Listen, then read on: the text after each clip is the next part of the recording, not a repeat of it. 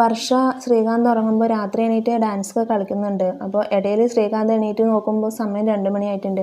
അപ്പോൾ ആ 2 മണിക്കുള്ളിൽ ഡാൻസ് കളിക്കണം. ഇവൾക്ക് എന്താ പറ്റിയത്, എന്താണെന്ന് അറിയില്ലല്ലോ എന്ന് പറഞ്ഞ് റൂമിൽ നിന്ന് വെളിയിൽ ഇറങ്ങിയിട്ട് സച്ചിയും രേവതിയും ഉറങ്ങുന്ന അവരെ വിളിച്ചെഴുന്നേറ്റിട്ട് കാണിച്ചു കൊടുക്കുന്നുണ്ട്. അവൾക്ക് എന്താ പറ്റിയെന്ന് അറിയില്ല, അവൾ രാത്രി എണീറ്റ് ഡാൻസ് കളിക്കാനെന്നൊക്കെ പറയുന്നത്.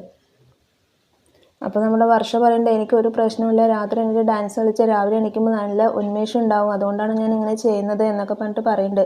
അപ്പോൾ ശ്രീകാന്ത് ഇവരെ മാറ്റി നിർത്തിയിട്ട് സച്ചിയുടെ അടുത്തും രേവതിയുടെ അടുത്തും പറയുന്നുണ്ട്, അവളെ നാളെ എങ്ങനെയെങ്കിലും നമ്മൾക്കൊന്ന് ഹോസ്പിറ്റലിൽ കൊണ്ടുപോകാം, രേവതി ചേച്ചിക്ക് വയ്യാണ്ടിരിക്കുകയാണ് എന്ന് പറഞ്ഞിട്ട് അവളെയും കൂടെ കൂട്ടിയിട്ട് നമുക്ക് ഹോസ്പിറ്റലിൽ കൊണ്ടുപോയി ഒരു ഡോക്ടറിനെ കൊണ്ട് കാണിക്കാം, എൻ്റെ വർഷയ്ക്ക് എന്തോ കുഴപ്പമുണ്ട് എന്നൊക്കെ പറഞ്ഞിട്ട് ശ്രീകാന്ത് ആകെ സങ്കടപ്പെട്ടിരിക്കുന്നുണ്ട്.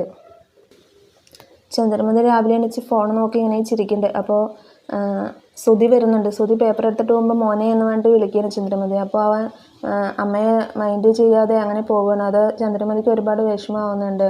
ചന്ദ്രമതിയുടെ ഭർത്താവ് വരുമ്പോൾ ആളുടെ അടുത്തും പറയുന്നുണ്ട്, അവൻ എന്നെ അടുത്ത് മുഖം തിരിഞ്ഞ് പോയി, എന്താണെന്നറിയില്ല എന്നൊക്കെ പറഞ്ഞിട്ട് പറയുന്നുണ്ട്. അങ്ങനെ എല്ലാവരും കൂടെ ഭക്ഷണം കഴിക്കാൻ വേണ്ടി ഇരിക്കുമ്പോൾ രേവതി, എനിക്ക് നല്ല തലവേദനയുണ്ട്, ഒന്ന് ഹോസ്പിറ്റലിൽ പോകണം എന്നൊക്കെ പറയുന്നുണ്ട്. അപ്പോൾ സച്ചിയുടെ അടുത്ത് കൂട്ടിയിട്ട് പോകാൻ പറയുകയാണ്. അപ്പോൾ സച്ചി പറയുന്നുണ്ട്, എനിക്ക് ഓട്ടോ ഉള്ളത് കൊണ്ട് എനിക്ക് പോകാൻ പറ്റില്ല, വർഷയുടെ അടുത്ത് ഒന്ന് പോകുമെന്ന് ചോദിക്കുന്നുണ്ട്. അപ്പോൾ വർഷ പറയുന്നുണ്ട്, സാരമില്ല സച്ചിയേട്ടാ, ഞാൻ കൂട്ടിയിട്ട് പോകാം എന്ന് പറഞ്ഞിട്ട് ഹോസ്പിറ്റലിലേക്ക് ഇറങ്ങാൻ വേണ്ടിയിട്ട് വണ്ടിയുടെ അടുത്ത് പോകുമ്പോഴേക്കും ശ്രീകാന്തും വർഷയും കൂടി വഴക്ക് കൂടാണ്. നിനക്ക് എന്തോ പറ്റിയിട്ടുണ്ട്, നിന്നെ മെൻ്റൽ ഹോസ്പിറ്റലിൽ ഒന്ന് കാണിക്കണം എന്നൊക്കെ പറഞ്ഞിട്ട് വർഷയുടെ അടുത്ത് പറയുന്നു.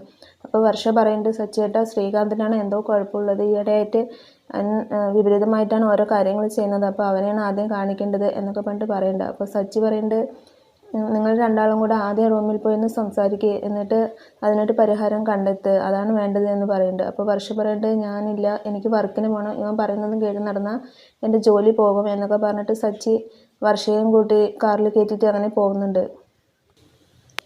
അപ്പോഴേക്കും നമ്മുടെ ശ്രുതി വന്നിട്ട് സുധിയെ കാണാൻ വേണ്ടിയിട്ട് ഷോപ്പിലേക്ക് വരികയാണ്. എലസ് കെട്ടിയതിൻ്റെ എന്തെങ്കിലും ചേഞ്ചസ് ഉണ്ടോ എന്ന് അറിയാൻ വേണ്ടിയിട്ടാണ് അവൾ വരുന്നത്. അവൾ വന്നിട്ട് സുധിയുടെ അടുത്ത് ഭയങ്കര സ്നേഹത്തോടെ സംസാരിക്കുകയൊക്കെ ചെയ്യുന്നുണ്ട്. സുധി ഭക്ഷണം കഴിച്ചിട്ടില്ലല്ലോ, ആകെ ക്ഷീണിച്ചിരിക്കുന്നു, ഞാനില്ലാത്തതുകൊണ്ട് ഒന്നും കഴിക്കുന്നുണ്ടാവില്ല അല്ലേ എന്നൊക്കെ പറയുന്നുണ്ട്. അപ്പോൾ സുധിക്ക് ആകെ ദേഷ്യം വരുന്നുണ്ട്.